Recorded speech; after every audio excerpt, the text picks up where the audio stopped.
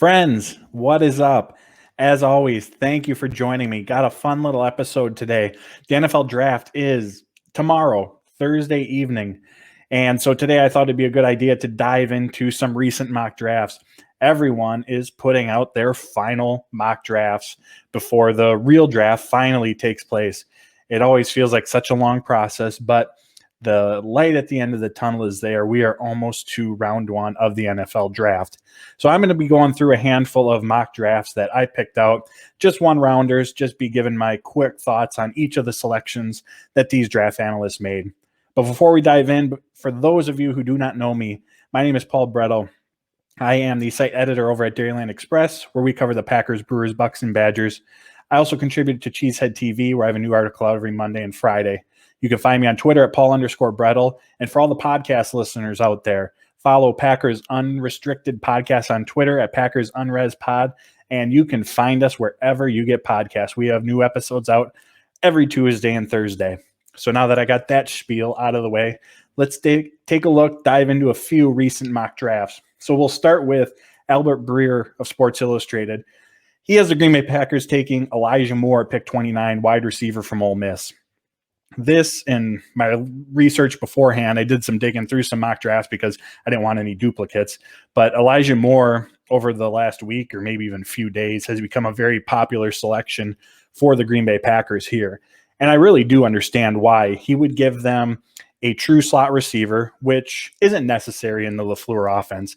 I mean, the last 2 years, they haven't had a true slot receiver, a Randall Cobb type of weapon for Aaron Rodgers, and they've obviously been just fine.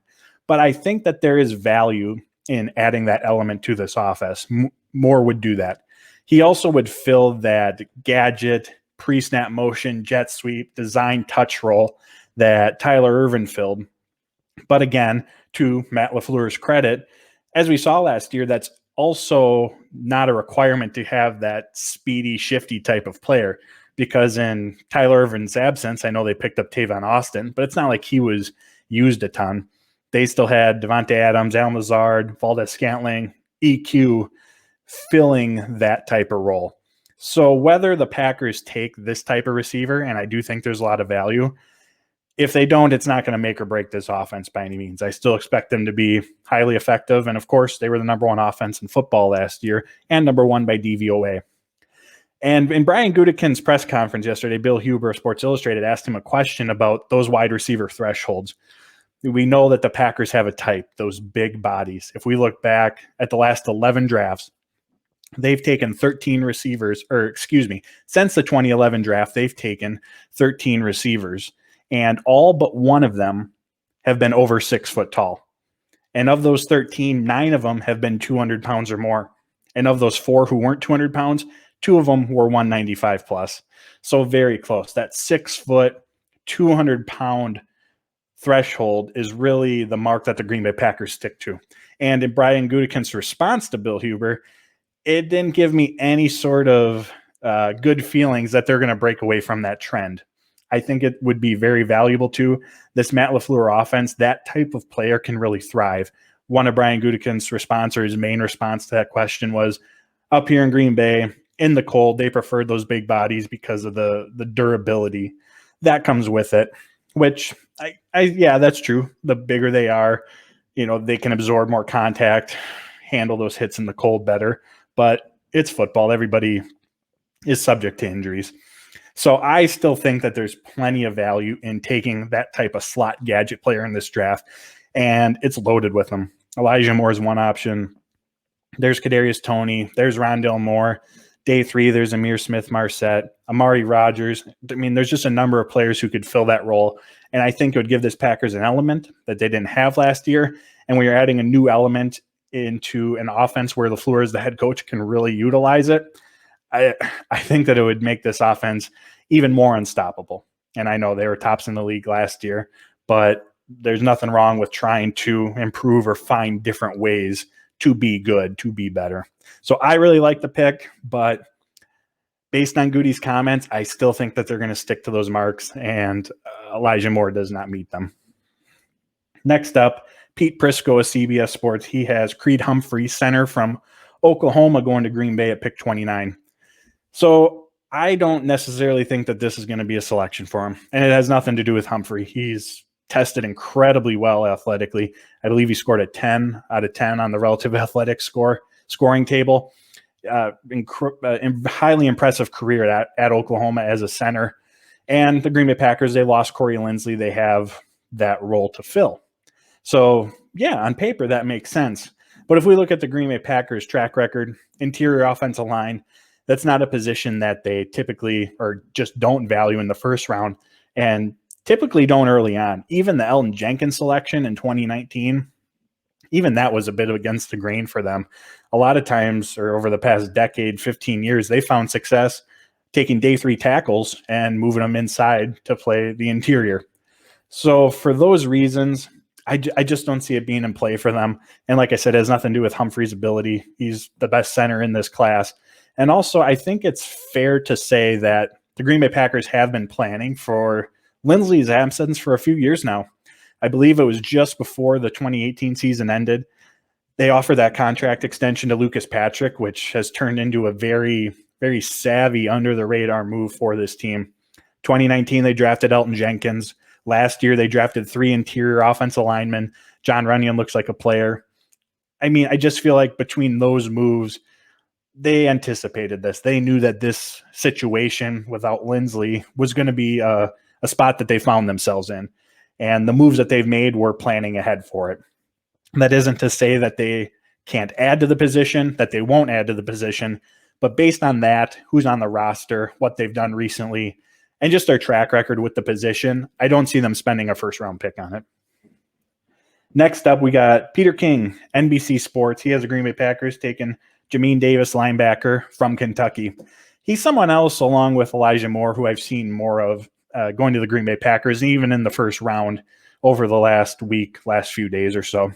He has 1 year of experience at Kentucky. It was 2020 last year, and the man put up numbers. It was an impressive year. 102 tackles, 1.5 sacks, 3 interceptions, forced fumble, a touchdown. He's a 3-down player in the NFL immediately. And he would come in and provide an element with that just coverage ability, sideline to sideline speed. He tested incredibly well athletically, scoring a 9.93 on the relative athletic scoring table out of 10. He would just give them a new element that they haven't had. And this pick is it seems very Packers-esque, other than it being a linebacker. He's super athletic, and he has uber potential. He's loaded with upside. Both of those are marks of what the Green Bay Packers look for. But he plays the linebacker position. The Green Bay Packers have not taken a linebacker in the first round since A.J. Hawk. It's just not a position like interior offensive line that they've really valued over the years. And personally, I think that they are comfortable going into the new season with Kamal Martin and Chris Barnes. Again, that isn't to say that can't be upgraded. And I definitely think that linebacker is a position that they address at some point in this draft. Oren Burks is in the final year of his deal. He's primarily been a special teams player. Ty Summers, he's primarily been a special teams player. And even Martin and Barnes, both of them missed time last year with injuries. I think that they absolutely can and will add some depth to that position. However, round 1, my gut still says no. When it comes to the first-round receiver, first-round linebacker, first-round interior offensive lineman, at this point, it is I'll believe it when I see it. The Green Bay Packers, that is just so against the grain for them that at this point with those positions, I have to see it first before I'll go, there it is. Okay, I got you. But until then, I'm still going to be skeptical about the move just because it is so, like I said, against the grain for them. Next up, Trevor Sikkema of the Draft Network. He has the Green Bay Packers taking Levi Onwuzurike, interior defensive lineman from Washington. So, if you are familiar with my work, I've talked about what I feel the best case scenario for the Green Bay Packers is at pick 29. That's Caleb Farley, especially if they don't have to trade up. If he's there at 29, assuming that the Green Bay Packers medical staff passes off on his back surgery, they okay it. I am 100% okay with them taking that risk. I know there's risk involved, but he's a top 10 player. Many consider him the top cornerback in this class. That's value I can't pass on. So that's my best case scenario. My worst case scenario is the Green Bay Packers at pick 29 taking any interior defense lineman not named Christian Barmore, and Levi and Wuzurike not named Christian Barmore. I understand that getting Kenny Clark help, adding to just the overall depth of the position is on the to-do list of many. I get it. It's up there for me as well. But unfortunately, this is a very weak interior defensive line class. And at pick 29, the value just isn't there. And Wuzurike he's a one-year starter. He opted out of 2020. And even in 2019, his 1 year as a starter, he had solid production, but a bulk of that came over, I believe it was the final 5-6 games of the season. The first handful, he was relatively quiet. This is very much an upside pick.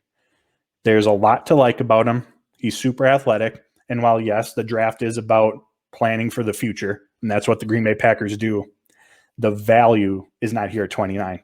If he's there at pick 62, I'm 100% open to listening. Absolutely. But at pick 29, any interior defensive lineman not named Christian Barmore, the value is just not going to be there for me. And honestly, I'm just not a big fan of those selections. Our last one, also from the Draft Network, is Justin Mello. He is a Green Bay Packers taken. Rashad Bateman, wide receiver from Minnesota. So we had to finish with this one because just a few minutes ago, as I said, I'll believe it when I see it when the Green Bay Packers take a receiver. I feel if they're really going to break that mold, it would be for Rashad Bateman. You talk about an immediate impact player. That's what the fans want. That's what we all want. Someone who can come in right away, help this team get over that NFC Championship hump. Rashad Bateman is your guy. Year one, he is going to be a highly productive player. He is well-rounded. He can win off the line of scrimmage. He can win downfield, runs a variety of routes, can win in all parts of the field. He's someone that paired with Devontae Adams, I mean, those two would form quite the 1-2 punch, to say the least. And he would, like I said, he would just come in and make that immediate impact for that team. I do really like this pick for the Green Bay Packers if he's available, even though it goes against what they've done in the past. I feel that Gutekunst would have a really hard time passing on him. Obviously, that's dependent on who else is available. But receiver also, unlike in years past, it's a huge need, not necessarily for 2021. Like I said, they're the top offense. They're bringing back their top three players. They're adding top three receivers, adding Devin Funchess to the mix. Hopefully EQ takes another step forward. So for 2021, it's not necessarily a big need, but for 2022, they have nobody under contract at that position. It is a massive need. And like I said, Brian Gutekunst does plan ahead. So I certainly anticipate the Green Bay Packers taking a receiver early on. I expect them to leave the draft with at least two. So if there's a year where that trend is going to buck, it's definitely this one, just because the need is so high. And when you can get a player like Rashad Bateman, who checks all those boxes, good athlete, immediate impact player, but also benefits them for future years, I think Green Bay Packers type of move to make, minus him being a wide receiver. I would absolutely love this selection. So those are the 5 mock drafts that we ran through. There will be others released in the coming days, including my own. Today, actually, over at Dairyland Express, I have my final 7-round mock draft for the Green Bay Packers. So check that out. As always, friends, thank you for joining me. Hope you had a good time. I'll have more of these coming this weekend as the draft unfolds. Take care and go Pack Go.